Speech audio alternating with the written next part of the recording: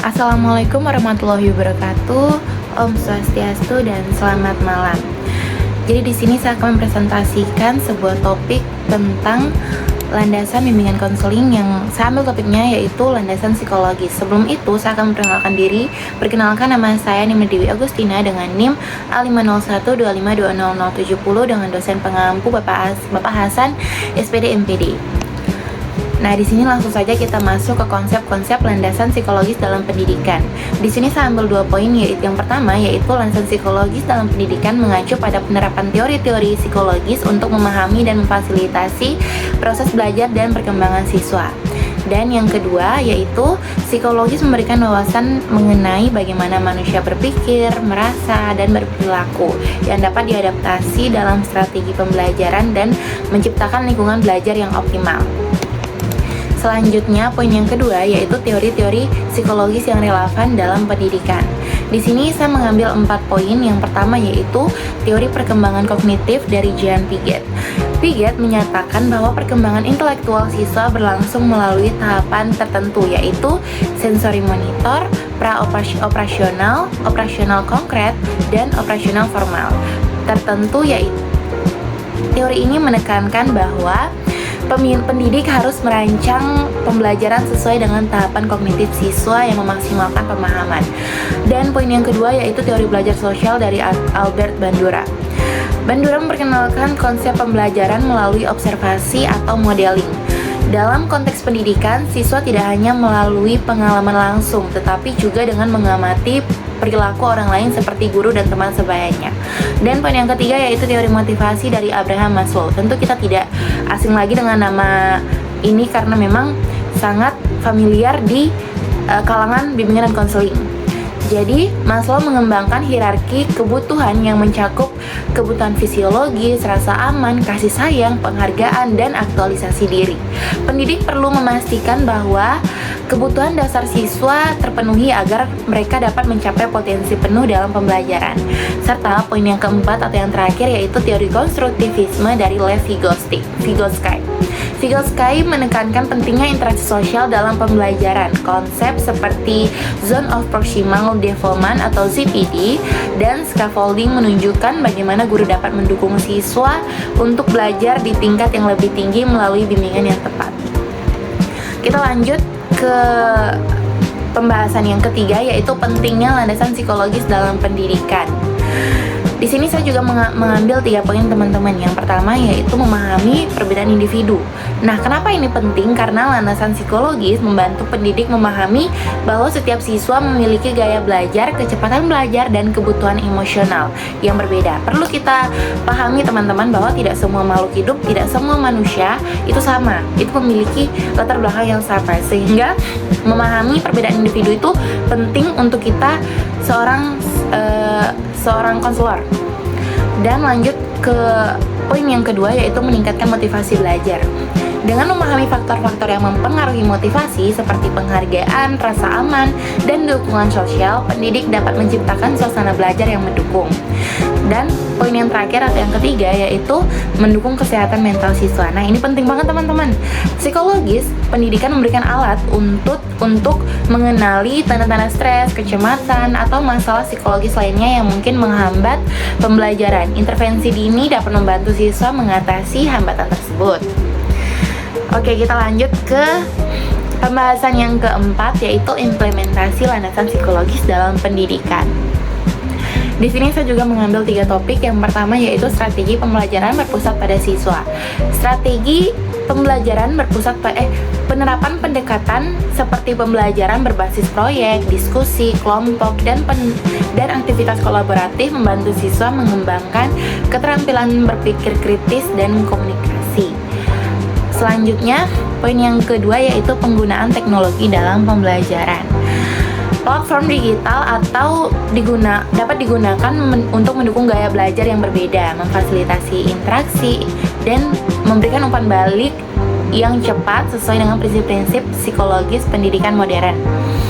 Kita tahu bahwa di era digital ini penggunaan teknologi dalam pembelajaran itu sangat penting teman-teman. Tentunya juga butuh dukungan, butuh fasilitator dari kami seorang konselor ataupun seorang pendidik.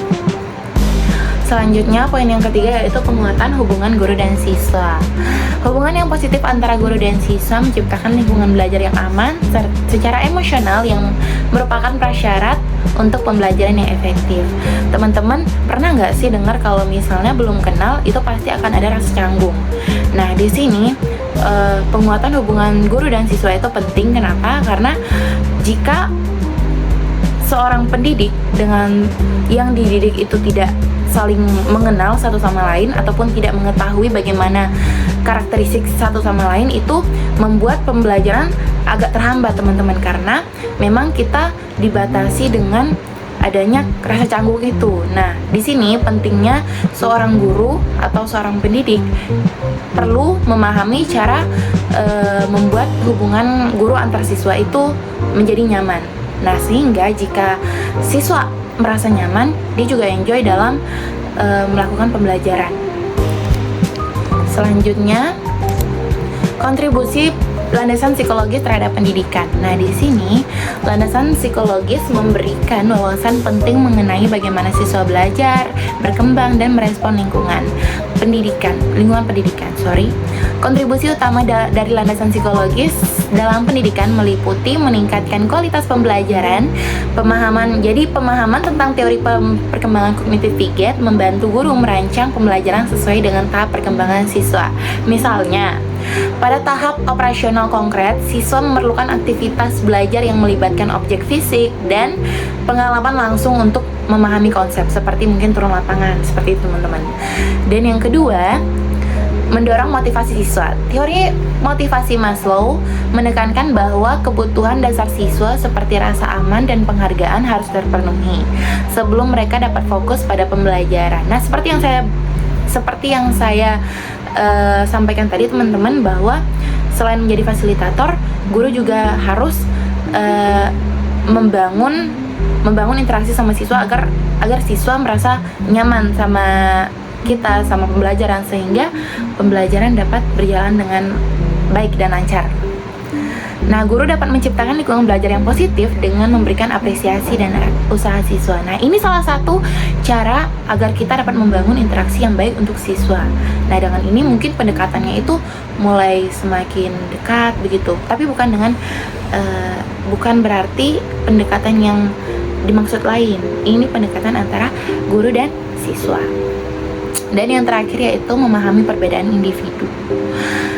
Setiap siswa memiliki keunikan dalam gaya belajar, kecepatan memahami materi, dan kebutuhan emosional. Betul sekali kan?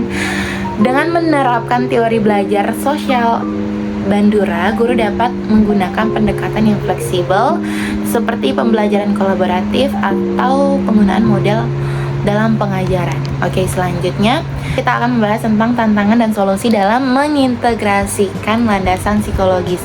Teman-teman, selain poin-poin yang kita bahas sebelum-sebelumnya itu, tentunya kita tidak luput dari tantangan. Nah, di materi ini juga diberikan solusinya. Di sini saya akan membahas tantangan yang terlebih dahulu. Yang pertama yaitu kurangnya pemahaman guru terhadap psikologi pendidikan.